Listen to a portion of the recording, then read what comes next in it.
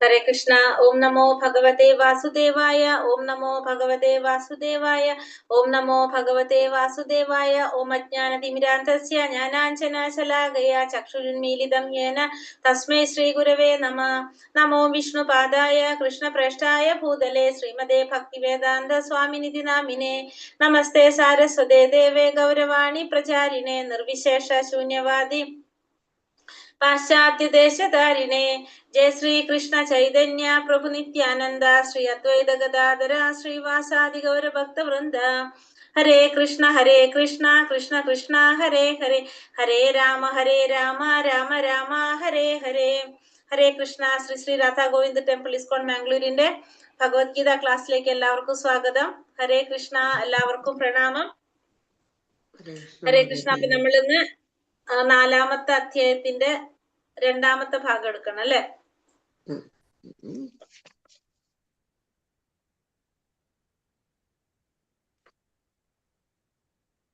അധ്യായം 4 അതീന്ദ്രിയ ജ്ഞാനം.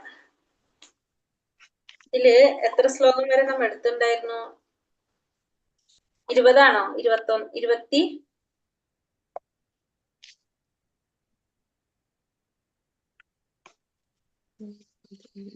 എത്ര? 24 25 ശ്ലോകമാണ് അടുത്തത്. 24 ശ്ലോകം.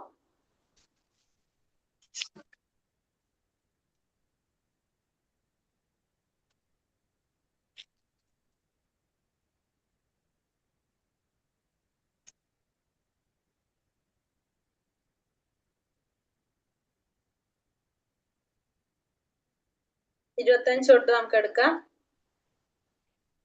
ഹരേ കൃഷ്ണ. ഓം നമോ ഭഗവതേ വാസുദേവായ. ശ്ലോകം 25. ദൈവമേവാപരേ യജ്ഞം യോഗിന പരിഭാസതേ ബ്രഹ്മാജ്ഞാവപരേ യജ്ഞം യജ്ഞാനൈവോപജുഹ്യതി. ചില യോഗികൾ വിവിധ യജ്ഞങ്ങളാൽ ദേവന്മാരെ യഥാവിധി ആരാധിക്കുന്നു. മറ്റു ചിലർ പരബ്രഹ്മ തേജസ്സിൽ യജ്ഞങ്ങൾ അർപ്പിക്കുന്നു. അപ്പൊ ചില യോഗികൾ എന്ത് ചെയ്യാണ്?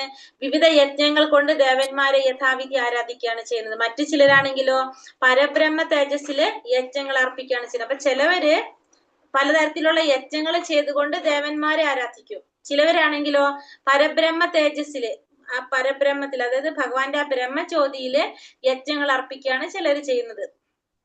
അപ്പൊ പലതരം യജ്ഞങ്ങളെ മുഖ്യമായിട്ട് 2 വിഭാഗങ്ങളായിട്ട് തിരിക്കാം. ഒന്ന് ഭൗതിക സമ്പത്തിന് വേണ്ടിയിട്ടുള്ള യജ്ഞം, ഒന്ന് അതീന്ദ്രിയ ജ്ഞാനത്തിനുള്ള യജ്ഞം. ഒന്നാമത്തത് നമ്മുടെ ഭൗതികമായിട്ടുള്ള സമ്പത്തിനുള്ള യജ്ഞം, രണ്ടാമത്തത്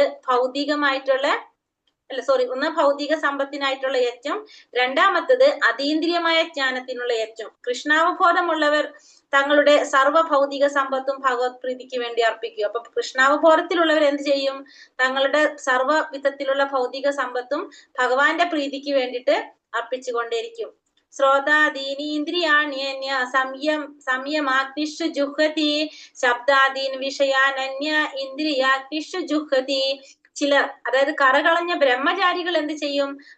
ആത്മസംയമനമാകുന്ന അഗ്നിയിൽ ശ്രവണ പ്രക്രിയകളെയും ഇന്ദ്രിയങ്ങളെയും ഹോമിക്കുന്നു. അപ്പോ കറകളഞ്ഞ ബ്രഹ്മചാരികള് ആത്മസംയമനമാകുന്ന അഗ്നിയില് ശ്രവണ പ്രക്രിയകളെയും അതുപോലെ തന്നെ ഇന്ദ്രിയങ്ങളെയും ഹോമിക്കും. മറ്റു ചിലരാണെങ്കിലോ ആത്മനിയന്ത്രണം കൈവരിച്ച ഗൃഹസ്ഥരെ കുറിച്ചാണ് പറയുന്നത്. അവരെന്ത് ചെയ്യും? ഇന്ദ്രിയ വിഷയങ്ങളെ ഇന്ദ്രിയമാകുന്ന അഗ്നിയിൽ ഹോമിക്കും. ബ്രഹ്മചാരികൾ എന്ത് ചെയ്യും? ശ്രവണ പ്രക്രിയകളെയും ഇന്ദ്രിയങ്ങളെയും ആത്മസംയമനമാകുന്ന അഗ്നിയിൽ ഹോമിക്കുമ്പോ ഗൃഹസ്ഥര് ഇന്ദ്രിയ വിഷയങ്ങളെ ഇന്ദ്രിയമാകുന്ന അഗ്നിയിലാണ് ഹോമിക്കുന്നത്. ബ്രഹ്മചാരികൾ അഥവാ വിദ്യാർത്ഥികൾ വിശ്വാസിനായ ഒരു ഗുരുവിന്റെ മേൽനോട്ടത്തിൽ ഇന്ദ്രിയ സുഖങ്ങൾ ഉപേക്ഷിച്ച് മനോനിയന്ത്രണം ചെയ്യുന്നു. അപ്പൊ ബ്രഹ്മചാരികൾ അല്ലെങ്കിൽ വിദ്യാർത്ഥികൾ എന്ത് ചെയ്യുന്നു? ഒരു ഗുരുവിന്റെ മേൽനോട്ടത്തിൽ ഇന്ദ്രിയ സുഖങ്ങളെല്ലാം ഉപേക്ഷിച്ച് മനസ്സിനെ നിയന്ത്രിക്കുന്നവരാണ് ആര്? ബ്രഹ്മചാരികൾ. ശുദ്ധ ബ്രഹ്മചാരി ഹരേർ നാമാനുകീർത്തനം അഥവാ ഭഗവത് നാമ ശ്രവണ കീർത്തനങ്ങളിൽ സദാ ഏർപ്പെട്ടുകൊണ്ടിരിക്കും. ഒരു ശുദ്ധ ബ്രഹ്മചാരി എന്ത് ചെയ്തുകൊണ്ടിരിക്കും? ഭഗവാന്റെ നാമം കീർത്തനം ചെയ്തുകൊണ്ടിരിക്കും. ഭഗവാന്റെ നാമശ്രവണ കീർത്തന സേവനത്തില് സദാ ഏർപ്പെട്ടുകൊണ്ടിരിക്കുന്നവനാണ് ആര്? ശുദ്ധ ബ്രഹ്മചാരി. സർവാണീന്ദ്രിയ കർമാണി പ്രാണകർമാണി ചാപരേ ആത്മസംയമ യോഗാഗ്നൗ ജുഹ്വതി ജ്ഞാനദീപിതേ. ആത്മസാക്ഷാത്കാരം നേടുന്നതിൽ തൽപരരായ മറ്റു ചിലർ ഇന്ദ്രിയങ്ങളുടെയും മനസ്സിന്റെയും നിയന്ത്രണത്തിലൂടെ എല്ലാ ഇന്ദ്രിയ പ്രവർത്തനങ്ങളെയും പ്രാണപ്രവർത്തനങ്ങളെയും നിയന്ത്രിതമായ മനസ്സാകുന്ന അഗ്നിയിൽ ഹോമിക്കുന്നു. അപ്പോ ആത്മസാക്ഷാത്കാരം നേടുന്നതിൽ തൽപരരായിട്ടുള്ള ചിലർ എന്ത് ചെയ്യും? താല്പര്യരായിട്ടുള്ളവര് മറ്റു ചിലർ ഇന്ദ്രിയങ്ങളുടെയും മനസ്സിന്റെയും നിയന്ത്രണത്തിലൂടെ എല്ലാ ഇന്ദ്രിയ പ്രവർത്തനങ്ങളെയും പ്രാണപ്രവർത്തനങ്ങളെയും നിയന്ത്രിതമായ മനസ്സാകുന്ന അഗ്നിയിൽ ഹോമിക്കും. അപ്പൊ ആത്മസാക്ഷാത്കാരം നേടാൻ താല്പര്യമുള്ളവർ എന്ത് ചെയ്യും?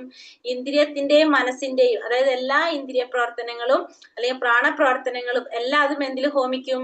ഈ നിയന്ത്രിതമായ മനസ്സാകുന്ന അഗ്നിയില്, നിയന്ത്രിച്ചുകൊണ്ടിരിക്കുന്ന ആ മനസ്സാകുന്ന അഗ്നിയില് ഹോമിക്കും. എങ്ങനെയുള്ളവര്?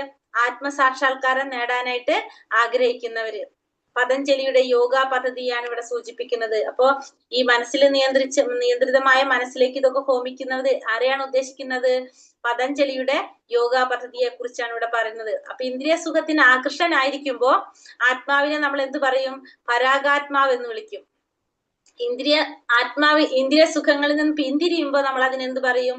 പ്രത്യേകാത്മാവ് എന്ന് പറയും. അപ്പൊ ഇന്ദ്രിയ സുഖത്തിന് ആകൃഷ്ടനാകുമ്പോ ആത്മാവിനെ പരാഗാത്മാവ് എന്നും, ഇന്ദ്രിയ സുഖങ്ങളിൽ നിന്ന് പിന്തിരിയുമ്പോ ആത്മാവ് പ്രത്യേകാത്മാവുമെന്നും അറിയപ്പെടും. ദ്രവ്യയജ്ഞ തപോയജ്ഞ യോഗയജ്ഞാസ്തതാപരേ സ്വാധിയജ്ഞാനയജ്ഞശ്ച യതയാ സംസൃതാ വ്രതഃ.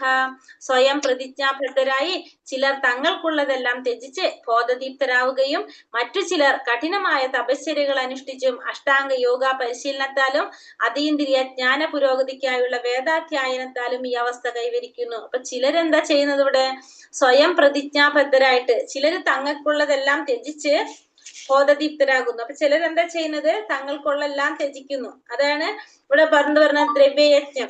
ഫസ്റ്റത്തെ പറയുന്നത് ദ്രവ്യയജ്ഞം. ദ്രവ്യയജ്ഞം എന്ന് വെച്ചാല് ദ്രവ്യയജ്ഞം സ്വന്തമായിട്ടുള്ള എല്ലാം ത്യജിക്കുക, അതാണ് ദ്രവ്യയജ്ഞം. സ്വയം പ്രതിജ്ഞാബദ്ധരായിട്ട് ചിലര് തങ്ങൾക്കുള്ളതെല്ലാം ത്യജിച്ച് ബോധദീപ്തരാകും. മറ്റു ചിലരാണെങ്കിലോ കഠിനമായ തപശ്ചര്യകൾ അനുഷ്ഠിച്ചുകൊണ്ട്, തപോയജ്ഞാണെന്ത്? തപശ്ചര്യകൾ അനുഷ്ഠിക്കുന്നത് തപോയജ്ഞം ചെയ്യും. പിന്നെന്താണ്? അഷ്ടാംഗ യോഗ പരിശീലനം, യോഗയജ്ഞങ്ങള്, അഷ്ടാംഗ യോഗ പോലുള്ള പരിശീലനം ചെയ്യുക, അതാണ് യോഗയജ്ഞം.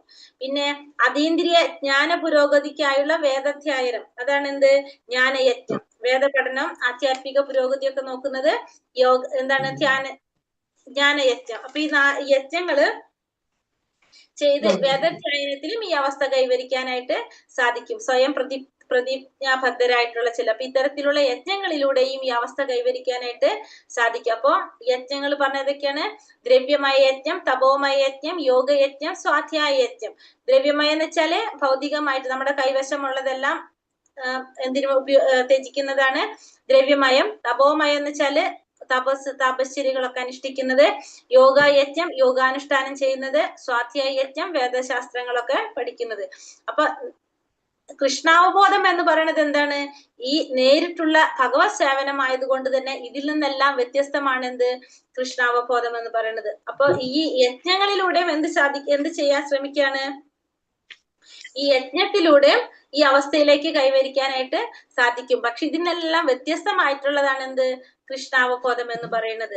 അപാനേ ജുഹതി പ്രാണം പ്രാണം പ്രാണേ പാനം തഥാ പരേ പ്രാണാപാനാഗതിരുദ്ധ്വാ പ്രാണായാമപരായണഃ അപരേ നിയതാഹാര പ്രാണാൻ പ്രാണേഷു ജുഹതി. ശ്വാസചലനത്തെ ഉച്ഛ്വാസത്തിലും ഉച്ഛ്വാസചലനത്തെ ശ്വാസത്തിലും അർപ്പിച്ചുകൊണ്ട് ശ്വാസനിരോധനം ചെയ്ത് സമാധിയിൽ വർത്തിക്കുവാൻ താല്പര്യമുള്ള ചില വ്യക്തികളുണ്ട്. എന്താ പറയുന്നത്? ശ്വാസചലനത്തെ ഉച്ഛ്വാസത്തിലും ഉച്ഛ്വാസചലനത്തെ ശ്വാസത്തിലും അർപ്പിച്ചുകൊണ്ട് ശ്വാസനിരോധനം ചെയ്ത് സമാധിയിൽ വർത്തിക്കാൻ താല്പര്യമുള്ള ചിലരുണ്ട്. ഇപ്രകാരം അവർ ശ്വാസത്തെ പൂർണ്ണമായി നിർത്തി അവസാനം സമാധിസ്ഥരാകും. അങ്ങനെ ശ്വാസത്തെ മുഴുവനായിട്ട് നിയന്ത്രിച്ചുകൊണ്ട് അവർക്ക് സമാധിസ്ഥരാകാനായിട്ട് സാധിക്കും. ചിലർ എന്ത് ചെയ്യും? ആഹാര നിരോധനത്താൽ ഉച്ഛ്വാസത്തെ അതിൽ തന്നെ ഹോമിക്കുന്നു. ചിലര് ആഹാരം നിരോധിച്ചുകൊണ്ട് അവർ ഉച്ഛ്വാസത്തെ അതിൽ തന്നെ ഹോമിക്കുന്നു. ഇവിടെ യോഗ പദ്ധതികളൊക്കെ ചെയ്യുന്നവർക്കാണ് ഇത്തരത്തിലൊക്കെ സാധിക്കുന്നത്. ചിലരെന്ത് ചെയ്യും? ആഹാര നിരോധനത്തിലൂടെ ഉച്ഛ്വാസത്തെ അതിൽ തന്നെ ഹോമിക്കും.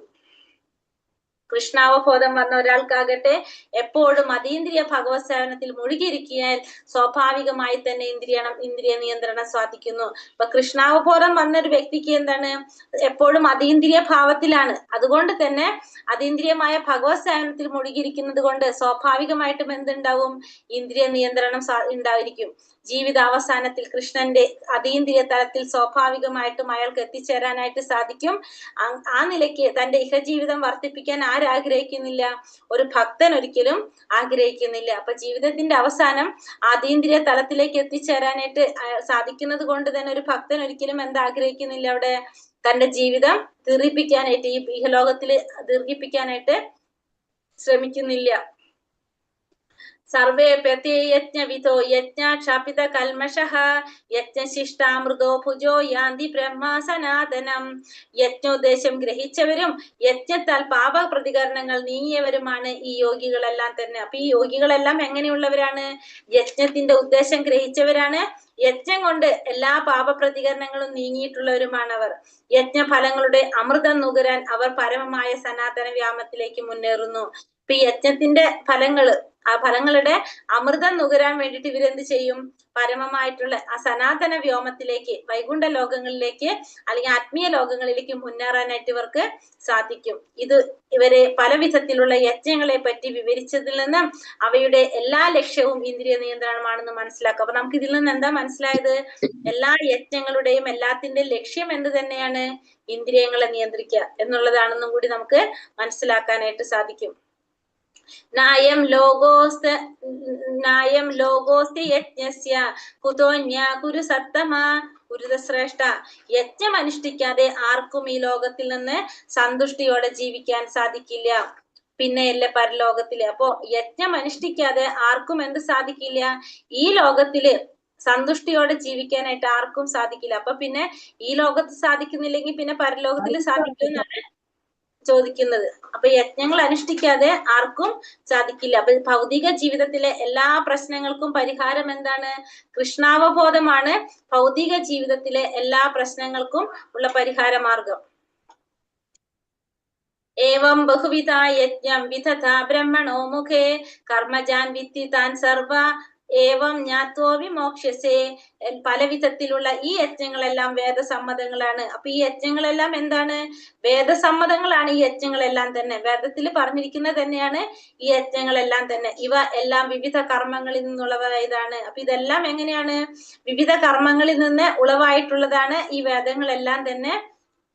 ഈ സത്യം മനസ്സിലാക്കിയാൽ നിനക്ക് മുക്തി നേടാൻ സാധിക്കും. അപ്പോ എല്ലാ യജ്ഞങ്ങളും വേദസമ്മതങ്ങളാണ്, പല വിധത്തിലുള്ള കർമ്മങ്ങളിൽ നിന്നുളവായിട്ടുള്ളതാണിത്. ഈ സത്യം മനസ്സിലാക്കി കഴിഞ്ഞാൽ നിനക്ക് എന്ത് സാധിക്കും? മുക്തി നേടാനായിട്ട് നിനക്കും സാധിക്കും. ശ്രേയൻ ദ്രവ്യമയാത്യാജ്ഞാത് ജ്ഞാന യജ്ഞാത്വരം തപ സർവം കർമാഖിലം പാർത്ഥ ജ്ഞാനേ പരിസമാപ്യത്തെ. ഹേ ശത്രുഞ്ജയ, ദ്രവ്യയജ്ഞത്തെക്കാൾ, അതായത് സ്വന്തമായിട്ട് ത്യജിക്കുന്നത്, അതിനേക്കാൾ ശ്രേഷ്ഠമാണ് ജ്ഞാനയജ്ഞം, അതായത് ജ്ഞാനത്തോടെ ചെയ്യുന്ന യജ്ഞം. ഹേ പാർത്ഥ, സർവകർമ്മത്യാഗങ്ങളും ഒടുവിൽ ചെന്നെത്തുന്നത് ദിവ്യജ്ഞാനത്തിലാണ്. അപ്പോ ദ്രവ്യയജ്ഞത്തെക്കാൾ, സ്വന്തമായിട്ട് ത്യജിക്കുന്നതിനേക്കാളും ശ്രേഷ്ഠമാണ് എന്ത്? ജ്ഞാനയജ്ഞം. ജ്ഞാനത്തോടു കൂടി യജ്ഞം ചെയ്യുന്നത്. എല്ലാ കർമ്മത്യാഗങ്ങളും ഒടുവിൽ എത്തിച്ചേരുന്നത് എവിടേക്കാണ്?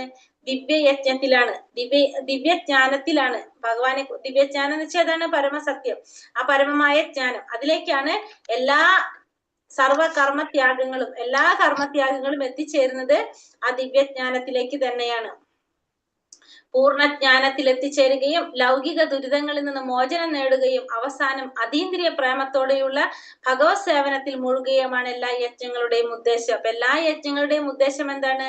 പൂർണ്ണമായ ജ്ഞാനത്തിൽ എത്തിച്ചേരുക, ലൗകികമായിട്ടുള്ള അല്ലെങ്കിൽ ഭൗതികമായിട്ടുള്ള ദുരിതങ്ങളിൽ നിന്ന് മോചനം നേടുക, അവസാനം ഭഗവത് സേവനത്തില്, അതുപോലെ തന്നെ കൃഷ്ണാവബോധത്തിൽ മുഴുക എന്നുള്ളതാണ് എല്ലാ യജ്ഞങ്ങളുടെയും പരമമായ ലക്ഷ്യം അല്ലെങ്കിൽ ഉദ്ദേശം എന്ന് പറയാം. തദ്വിധി പ്രണിപാതേന പരിപ്രശ്നേന സേവയാ ഉപദേശന്തി തേ ജ്ഞാനം ജ്ഞാനിന തത്വദർശിനഃ. ഒരു ആധ്യാത്മിക ഗുരുവിനെ സമീപിച്ച് സത്യത്തെ കുറിച്ച് അറിയാൻ ശ്രമിക്കണം. അദ്ദേഹത്തെ സേവിക്കുക, അദ്ദേഹത്തിൽ നിന്ന് വിനയപൂർവ്വം ചോദിച്ചറിയുക. ആത്മസാക്ഷാത്കാരം ലഭിച്ച ഒരാൾ സത്യം കണ്ടറിഞ്ഞിരിക്കുകയാൽ അദ്ദേഹത്തിന് ജ്ഞാനോപദേശം ചെയ്യാൻ കഴിവുണ്ട്. അപ്പൊ നമ്മൾ എന്ത് വേണം? ഒരു ആധ്യാത്മിക ഗുരുവിനെ സമീപിച്ച് സത്യത്തെ കുറിച്ച് അറിയാനായിട്ട് നമ്മൾ ശ്രമിക്കണം. അത് എങ്ങനെ ചെയ്യേണ്ടത്? അദ്ദേഹത്തെ സേവിക്കണം, അദ്ദേഹത്തിൽ നിന്ന് വിനയപൂർവ്വം ചോദിച്ചറിയണം. ആത്മസാക്ഷാത്കാരം ലഭിച്ച ഒരു വ്യക്തി, സത്യം കണ്ടറിഞ്ഞിരിക്കുന്ന വ്യക്തി ആയതുകൊണ്ട് തന്നെ അദ്ദേഹത്തിന് എന്തിനുള്ള കഴിവുണ്ട്? ഈ ജ്ഞാനോപദേശം ചെയ്യാനുള്ള കഴിവ് അദ്ദേഹത്തിന് ഉണ്ടായിരിക്കും. അതായത് പരമസത്യത്തെ കണ്ടറിഞ്ഞ വ്യക്തിയാണ് ആര്? ഗുരു എന്ന് പറയുന്നത്. സ്വതന്ത്രമായ ഗ്രന്ഥ പഠനങ്ങളാകട്ടെ ആധ്യാത്മിക പുരോഗതിക്ക് ആരെയും സഹായിക്കില്ല. അപ്പൊ നമുക്ക് തോന്നും ഇപ്പൊ ഈ ഭഗവത്ഗീത വായിച്ചാൽ നമുക്ക് മനസ്സിലാകുമല്ലോ എന്ന്. പക്ഷെ ആ അങ്ങനെ വായിക്കുന്നത് കൊണ്ട് നമുക്ക് ഒരിക്കലും എന്തുണ്ടാവില്ല? ആത്മീയ പുരോഗതിക്ക് ഉണ്ടാവില്ല. നമുക്ക് ഒരിക്കലും ഈ പഠനങ്ങള്, സ്വതന്ത്രമായിട്ടുള്ള പഠനങ്ങള് ആത്മീയ പുരോഗതിക്ക് നമ്മളെ സഹായിക്കില്ല. ജ്ഞാനസിദ്ധിക്ക് വിശ്വാസിനായിട്ടുള്ള ഒരു ഗുരുവിനെ സമീപിക്കുക തന്നെ വേണം. ഭൃത്യനെ പോലെ ദുരഭിമാനം ത്യജിച്ച് സേവിക്കുകയും വേണം. ആത്മസാക്ഷാത്കാരം നേടിയ ആധ്യാത്മിക ഗുരുവിന്റെ സംതൃപ്തിയാണ് ആത്മീയ ജീവിത പുരോഗതിയുടെ രഹസ്യം. അപ്പൊ നമ്മൾ എന്ത് വേണം? ഒരു ഭൃത്യനെ പോലെ നമ്മുടെ ദുരഭിമാനങ്ങളൊക്കെ കളഞ്ഞ് ആ ഗുരുവിനെ സേവിക്കണം. ആത്മസാക്ഷാത്കാരം നേടിയ ഗുരുവിന്റെ സംതൃപ്തിയാണ് എന്ത്? നമ്മുടെ ആത്മീയ ജീവിതത്തിന്റെ പുരോഗതിയുടെ രഹസ്യം എന്ന് പറയുന്നത്. ഗുരുവിന്റെ സംതൃപ്തിയാണ് ശിഷ്യന്റെ ആത്മീയ ജീവിതത്തിന്റെ പുരോഗതിയുടെ രഹസ്യം. വിനയവും സത്യാന്വേഷണവുമാണ് ആത്മീയ ജ്ഞാനത്തിന് അനുയോജ്യമായ രണ്ട് ഘടകങ്ങൾ. അപ്പൊ ആത്മീയ ജ്ഞാനത്തിന് അനുയോജ്യമായ രണ്ട് ഘടകങ്ങൾ എന്തൊക്കെയാ നമുക്ക് വേണ്ടത്? ഒന്ന് സത്യം അറിയാനുള്ള ആഗ്രഹം ഉണ്ടായിരിക്കണം, ഒന്ന് നമ്മൾ വിനയം ഉണ്ടായിരിക്കണം. വിനയവും സേവനവും ഇല്ലാതെ ആത്മീയ ഗുരുവിനോടുള്ള അന്വേഷണങ്ങൾ ഫലപ്രദമാകുന്നില്ല. ഗുരുവിന്റെ പരീക്ഷണങ്ങളിൽ ശിഷ്യൻ വിജയിക്കേണ്ടതുണ്ട്. അങ്ങനെ ശിഷ്യന്റെ ആഗ്രഹം നിർവ്യാജമെന്ന് ഗുരുവിന് ബോധ്യപ്പെട്ടു കഴിഞ്ഞാൽ ഗുരു എന്ത് ചെയ്യും? അയാൾക്ക് ആത്മീയ ജ്ഞാനം നൽകി അനുഗ്രഹിക്കും. അപ്പോ ഗുരുവിന്റെ പരീക്ഷണങ്ങളിൽ ശിഷ്യൻ വിജയിക്കണം. ആ ഗുരുവിന് ബോധ്യപ്പെടാൻ വേണം ഈ ശിഷ്യൻ നിർവ്യാജനാണ് എന്ന് ബോധ്യപ്പെട്ടാലാണ് ആത്മീയ ജ്ഞാനം നൽകി ഗുരു ആ വ്യക്തിയെ അനുഗ്രഹിക്കുന്നത്. യജ്ഞാത്വാന പുനർമോഹ ഏവം യാസ്യാസി പാണ്ഡവ യേന ഭൂതാന്യ ശേഷേണ ദ്രക്ഷ്യസ്യാത്മാന്യഥോമയി. ആത്മസാക്ഷാത്കാരം ലഭിച്ച ഒരു വ്യക്തിയിൽ നിന്ന് യഥാർത്ഥ ജ്ഞാനം ഗ്രഹിച്ചു കഴിഞ്ഞാൽ നീ ഒരിക്കലും മായയ്ക്ക് അധീനനാകുകയില്ല. സർവ്വജീവികളും പരമപുരുഷന്റെ അംശങ്ങളാണെന്നും അവ എന്റേതാണെന്നും നിനക്ക് സ്പഷ്ടമാകും. അപ്പൊ ആത്മസാക്ഷാത്കാരം സിദ്ധിച്ച ഒരു വ്യക്തിയിൽ നിന്നാണ് നമ്മൾ ഈ യഥാർത്ഥ ജ്ഞാനം നേടുന്നതെങ്കിൽ അതിന്റെ ഗുണം എന്താണ്? പിന്നെ ഒരിക്കലും മായയ്ക്ക് അധീനനാകേണ്ടി വരില്ല. മാത്രമല്ല സർവ്വജീവികളും പരമപുരുഷന്റെ അംശമാണെന്നും അവ എന്റേതാണെന്നും നിനക്ക് സ്പഷ്ടമാകാൻ സാധിക്കും. എല്ലാ ജീവാത്മാക്കളും എന്റെ അംശമാണെന്നും പിന്നെ അവയെല്ലാം എന്റേതാണെന്നും ആർക്ക് മനസ്സിലാക്കാൻ സാധിക്കും? ഒരു ആത്മസാക്ഷാത്കാരം സിദ്ധിച്ച വ്യക്തിയിൽ നിന്ന് ജ്ഞാനം നേടിക്കഴിഞ്ഞാൽ ആ വ്യക്തിക്ക് മനസ്സിലാക്കാനായിട്ട് സാധിക്കും. ഏതൊരു ജീവാത്മാവും ഭഗവാന്റെ ദിത്യദാസൻ എന്ന നിലയിൽ കൃഷ്ണനിൽ നിന്ന് ഭിന്നമായ ഒരു അസ്തിത്വമില്ല. അതുണ്ടെന്ന തോന്നലിനെയാണ് മായ എന്ന് പറയുന്നത്. അപ്പൊ എല്ലാ ജീവാത്മാക്കളും എങ്ങനെയാണ്? ഭഗവാന്റെ നിത്യദാസന്മാരാണ്. അതിൽ നിന്ന് വ്യത്യസ്തമായിട്ട് ഒരു അസ്തിത്വം ആർക്കും ഇല്ല, ഒരു ജീവാത്മാവിനും ഇല്ല. അത് ഉണ്ട് എന്ന് വിചാരിക്കുന്നതിന് നമുക്ക് എന്ത് പറയാം? മായ എന്ന് പറയാം. അപ്പി ചേതസി പാപേഭ്യോ സർവേഭ്യോ പാപകൃത്തമഃ സർവം ജ്ഞാനപ്ലവേനൈവ വൃജീനം സംതിരിഷ്യസി. പാപികളിൽ വെച്ച് മഹാപാപിയാണെന്നിരിക്കലും അതീന്ദ്രിയ ജ്ഞാനമാകുന്ന തോണിയിൽ സ്ഥിതി ചെയ്യുമ്പോൾ നിനക്ക് ഈ ദുഃഖ സമുദ്രം തരണം ചെയ്യാൻ സാധിക്കും. അപ്പൊ പാപികളിൽ വെച്ച് മഹാപാപിയാണെങ്കിൽ പോലും അതീന്ദ്രിയ ജ്ഞാനമാകുന്ന തോണിയിൽ സ്ഥിതി ചെയ്യുമ്പോൾ നിനക്ക് എന്ത് സാധിക്കും? ഈ ദുഃഖ സമുദ്രം തരണം ചെയ്യാനായിട്ട് സാധിക്കും. അപ്പൊ അതീന്ദ്രിയ ജ്ഞാനം നേടിക്കഴിഞ്ഞാൽ നമുക്ക് ഈ ഭൗതിക ലോകത്തിൽ നിന്നും മാറ്റം വരുത്താനായിട്ട് സാധിക്കും. ഭൗതിക ലോകത്തെ ചിലപ്പോൾ അജ്ഞാന സമുദ്രമായും ചിലപ്പോൾ ആളിക്കത്തുന്ന ആരണ്യമായും വിശേഷിപ്പിക്കാറുണ്ട്. അപ്പൊ ഈ ഭൗതിക ലോകത്തെ എന്ന് പറയാം? അജ്ഞാന സമുദ്രം എന്നും പറയാം, ആളിക്കത്തുന്ന ആരണ്യം എന്നും പറയാം. എത്ര നിപുണനായിട്ടുള്ള നീന്തക്കാരനായാലും ശരി, ഒറ്റയ്ക്ക് എന്ത് സാധിക്കില്ല? ഒരു കടലിൽ നിന്ന് നീന്തി മറുകരയിലെത്താനായിട്ടോ അല്ലെങ്കിൽ കരയിലെത്താനായിട്ട് സാധിക്കില്ല. പക്ഷെ ആ സമയത്ത് നമ്മളെ കൈ പിടിച്ച് കയറ്റാൻ അല്ലെങ്കിൽ ഒരു കൈ നമുക്ക് കിട്ടിക്കഴിഞ്ഞാലോ നമുക്ക് എളുപ്പത്തിൽ കയറാനായിട്ട് സാധിക്കും. അങ്ങനെ കൈ പിടിച്ച് കയറ്റുന്ന വ്യക്തിയാണ് ആര്? ആ രക്ഷകൻ എന്ന് പറയുന്നത്. അതാണ് ഗുരു. നമ്മള് ആ കടലിൽ നീന്തിക്കൊണ്ടിരിക്കുമ്പോ നമുക്കൊരു കൈത്താങ്ങ് തരുന്ന ഒരു വ്യക്തി, അതാണ് ആര്? ഉത്തമനായിട്ടുള്ള രക്ഷകൻ, ആ ഗുരു എന്ന് പറയുന്നത്. യഥാ യഥൈതാംസി സമിത്തോഗ്നിർ ഭസ്മസാത് കുരുതേ അർജുന ജ്ഞാനാഗ്നി സർവകർമാണി ഭസ്മസാത് കുരുതേ തഥാ. അല്ലയോ അർജുന, കത്തുന്ന തീ വിറകിന് എന്ന പോലെ ജ്ഞാനമാകുന്ന അഗ്നി സർവകർമ്മ ഫലങ്ങളെയും ഭസ്മമാക്കുന്നു. അപ്പൊ എന്താ പറയണത്? കത്തുന്ന തീ വിറകിന് എന്ന പോലെ. എപ്രകാരമാണോ കത്തുന്ന തീ വിറകിനെ ഇല്ലാതാക്കുന്നത്, അതേപോലെ ജ്ഞാനമാകുന്ന അഗ്നി എന്ത് ചെയ്യാണ്? സർവകർമ്മത്തിന്റെ ഫലങ്ങളെയും ഭസ്മമാക്കാനായിട്ട് ജ്ഞാനം കൊണ്ട് സാധിക്കും. ഭഗവാനെ കുറിച്ചുള്ള ജ്ഞാനം കൊണ്ട് പാപകർമ്മങ്ങളുടെ ഫലം മാത്രമല്ല പുണ്യകർമ്മങ്ങളുടെ ഫലങ്ങളെയും ഈ അഗ്നിയിൽ ചാമ്പലാക്കാനായിട്ട് സാധിക്കും. അപ്പൊ പാപവും പുണ്യവും രണ്ട് ഫലങ്ങളും ഇല്ലാതാക്കാൻ സാധിക്കും. നഹി ജ്ഞാനേന സദൃശ്യം പവിത്രാമിഹ വിദ്യതേ തത്സ്വയം യോഗ സംസിദ്ധ കാലേനാത്മനി വിദ്ധതി. ഈ ലോകത്തിൽ അതീന്ദ്രിയ ജ്ഞാനം പോലെ പരിശുദ്ധവും ശ്രേഷ്ഠവുമായ മറ്റൊന്നില്ല. ആ ജ്ഞാനം ആധ്യാത്മിക ദർശനത്തിന്റെ പരിപക്വ ഫലമാണ്. ഭക്തിയോഗ പരിശീലനത്തിൽ പ്രാവീണ്യം നേടിയ ഒരാൾക്ക് കാലക്രമേണ ഈ ജ്ഞാനം സ്വയം ആസ്വദിക്കാൻ കഴിയും. അപ്പൊ ഈ ലോകത്തില് അതീന്ദ്രിയ ജ്ഞാനം പോലെ പരിശുദ്ധമായിട്ടും ശ്രേഷ്ഠമായിട്ടുള്ള വേറൊന്നുമില്ല. ഈ ജ്ഞാനം എങ്ങനെയാണ്? ആധ്യാത്മിക ദർശനത്തിന്റെ പരിപക്വ ഫലമാണ് ഈ ജ്ഞാനം എന്ന് പറയുന്നത്. അപ്പൊ ഭക്തിയോഗ പരിശീലനത്തില് പ്രാവീണ്യം നേടിയ ഒരാൾക്ക് കാലക്രമേണ എന്ത് സാധിക്കും? ഈ ജ്ഞാനം സ്വയം ആസ്വദിക്കാനായിട്ട് സാധിക്കും. എങ്ങനെയുള്ളവർക്ക്? ഭക്തിയോഗത്തിൽ പരിശീലനം നേടിയവർക്ക് ഈ അതീന്ദ്രിയ ജ്ഞാനം സ്വയം ആസ്വദിക്കാനായിട്ട് കാലക്രമേണ അത് ആസ്വദിക്കാനായിട്ട് സ്വയം ക്രമേണ സാധിക്കും. ശ്രദ്ധാവാം ലഭതേ ജ്ഞാനം തത്പര സംയതേന്ദ്രിയഃ ജ്ഞാനം ലബ്ധ്വ പരം ശാന്തിം അചിരേണാധിഗച്ഛതി. ഇന്ദ്രിയ സംയമനം ചെയ്തവനും ദിവ്യജ്ഞാനത്തിന് വേണ്ടി സ്വയം സമർപ്പിച്ചവനും ശ്രദ്ധായുക്തനുമായ ഒരു വ്യക്തി ആ ജ്ഞാനത്തിന് അർഹൻ തന്നെ. അത് ലഭിച്ചാൽ അയാൾക്ക് വേഗത്തിൽ പരമമായ ആധ്യാത്മിക ശാന്തി കൈവരും. അപ്പൊ ഇന്ദ്രിയ സംയമനം ചെയ്തവൻ, ദിവ്യജ്ഞാനത്തിന് വേണ്ടി സ്വയം സമർപ്പിച്ചവൻ, അങ്ങനെയുള്ളവർ എന്താണ്? ശ്രദ്ധായുക്തനുമായിട്ടുള്ള ഒരു വ്യക്തി. ഈ ആത്മജ്ഞാനത്തിന് അർഹനായിട്ടുള്ളവരാണ്. ഇന്ദ്രിയ സംയമനം ചെയ്തവനും ദിവ്യജ്ഞാനം വേണ്ടി സ്വയം സമർപ്പിക്കുക, ആ ശരിയായ ജ്ഞാനം പരമമായ സത്യത്തിന് വേണ്ടിയിട്ട് സ്വയം സമർപ്പിച്ചവനും ശ്രദ്ധായുക്തനുമായിട്ടുള്ള ഒരു വ്യക്തിക്ക് എന്ത് സാധിക്കും? ഈ ജ്ഞാനത്തിന് അർഹത നേടാനായിട്ട് സാധിച്ചവനാണ് അവൻ. അത് ലഭിച്ചാൽ അയാൾക്ക് വേഗത്തിൽ തന്നെ എന്ത് സാധിക്കും? പരമമായിട്ടുള്ള ആധ്യാത്മിക ശാന്തി കൈവരിക്കാനായിട്ട് സാധിക്കും. കൃഷ്ണാവബോധപൂർവം പ്രവർത്തിക്കുന്നത് കൊണ്ട് മാത്രം ആത്യന്തികമായ പൂർണ്ണതയിൽ എത്താമെന്നുള്ള ഉറപ്പുള്ള വ്യക്തിയെ നമുക്ക് എന്ത് പറയാം? ശ്രദ്ധാവാൻ എന്ന് പറയാം. അപ്പൊ കൃഷ്ണാവബോധപൂർവം പ്രവർത്തിക്കുന്നത് കൊണ്ട് മാത്രം ആത്യന്തികമായിട്ട് പരിപൂർണതയിൽ എത്താമെന്ന് ഉറപ്പുള്ള വ്യക്തിയെ നമുക്ക് ശ്രദ്ധാവാൻ എന്ന് പറയാനായിട്ട് സാധിക്കും. അങ്ങനെ പറയുന്ന പേരാണ് ശ്രദ്ധാവാൻ. അജ്ഞശ്രദ്ധാനശ്ച സംശയാത്മാ വിനശ്യതി നായം ലോകോസ്തി ന പരോ ന സുഖം സംശയാത്മനഃ. ധർമ്മശാസ്ത്രങ്ങളെ സംശയദൃഷ്ടിയ വീക്ഷിക്കുന്ന അജ്ഞരും അവിശ്വാസികളുമായവർക്ക് ഈശ്വരാവബോധം ലഭിക്കുന്നില്ല. അവർ അധപതിക്കുന്നു. സംശയാലുവായ ജീവന് ഇഹലോകത്തിലും പരലോകത്തിലും സന്തുഷ്ടി ലഭ്യമല്ല. അപ്പൊ ഈ ധർമ്മശാസ്ത്രങ്ങളെ സംശയത്തോടെ വീക്ഷിക്കുന്നവർക്ക്, അജ്ഞരായവർക്ക്, അവിശ്വാസികളായവർക്ക് എന്തുണ്ടാവില്ല? ഈശ്വരാവബോധം ഉണ്ടാവില്ല. അവർ അധപതിച്ചു പോവുകയേ ചെയ്യുള്ളൂ. സംശയാലുവായിട്ടുള്ള ജീവന് ഇഹലോകത്തിലായാലും പരലോകത്തിലായാലും സന്തുഷ്ടി ഉണ്ടാവില്ല. അപ്പൊ നമ്മൾ ഈ ശാസ്ത്രങ്ങളെ സംശയത്തോടെ വീക്ഷിക്കുക. അല്ലെങ്കിൽ അജ്ഞരായവർ, ഇതിലൊന്നും വിശ്വസിക്കാത്തവര്, അവർക്ക് ഈശ്വരാവബോധം ഉണ്ടാവില്ല എന്ന് മാത്രമല്ല, അവർക്ക് എന്താ സംഭവിക്കുന്നത്? അധപതനാണ് സംഭവിക്കുന്നത്. അവർക്ക് ഏത് ലോകത്തിലായാലും അവർക്ക് എന്തുണ്ടാവില്ല?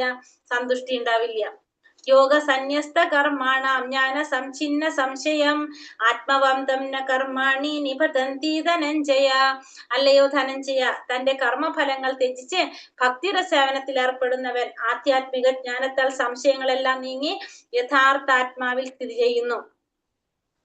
യഥാർത്ഥത്തിൽ ആത്മാവിൽ സ്ഥിതി ചെയ്യുന്നു. അപ്രകാരം അയാൾ കർമ്മഫലങ്ങളാൽ ബന്ധിക്കപ്പെടുന്നില്ല. അപ്പോ തന്റെ കർമ്മഫലങ്ങളെല്ലാം ത്യജിച്ച് ഭക്തിയുടെ സേവനത്തിൽ ഏർപ്പെടുന്നവൻ ആധ്യാത്മിക ജ്ഞാനത്താൽ സംശയങ്ങളെല്ലാം നീങ്ങി അയാൾക്ക് എന്ത് സാധിക്കും?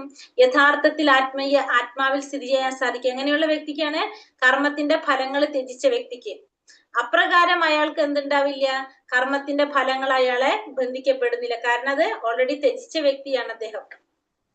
പരമദിവ്യോത്തമ പുരുഷനായ ഭഗവാൻ സ്വയം അരുളി ചെയ്ത ഗീതോപദേശം അതേപടി അനുസരിക്കുന്ന വ്യക്തി അതീന്ദ്രിയ ജ്ഞാനത്തിന്റെ കാരുണ്യത്താൽ എല്ലാ സംശയങ്ങളിൽ നിന്നും മുക്തനാകും. അപ്പൊ ഭഗവാന്റെ ആ ഗീത, ഭഗവത്ഗീത അതേപടി അനുസരിക്കുക, ആ ഉപദേശം അതേപടി അനുസരിക്കുന്ന വ്യക്തിക്ക് അതീന്ദ്രിയ ജ്ഞാനത്തിന്റെ കാരുണ്യം കൊണ്ട് എല്ലാ സംശയങ്ങളിൽ നിന്നും മുക്തി നേടാനായിട്ട് സാധിക്കും. അതുകൊണ്ട് എന്ത് ചെയ്യണം?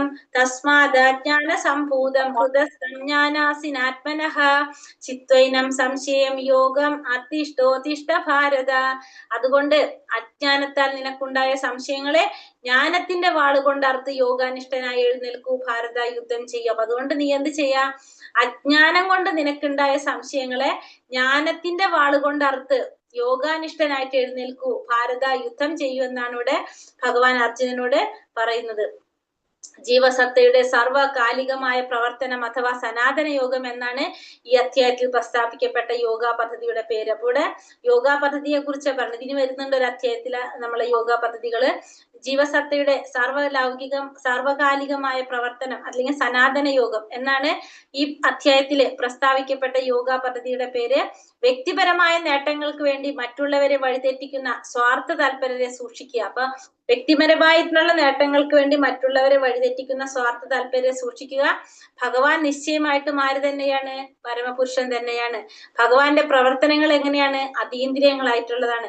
ഇതറിഞ്ഞവർ ഗീതാധ്യായനത്തിന്റെ ആരംഭം മുതൽക്കേ വിമുക്തനാകും. അപ്പൊ ഭഗവാൻ എന്ന് പറയുന്നത് പരമദിവ്യോത്തമ പുരുഷനായിട്ടുള്ള പരമപുരുഷനാണ് ഭഗവാൻ.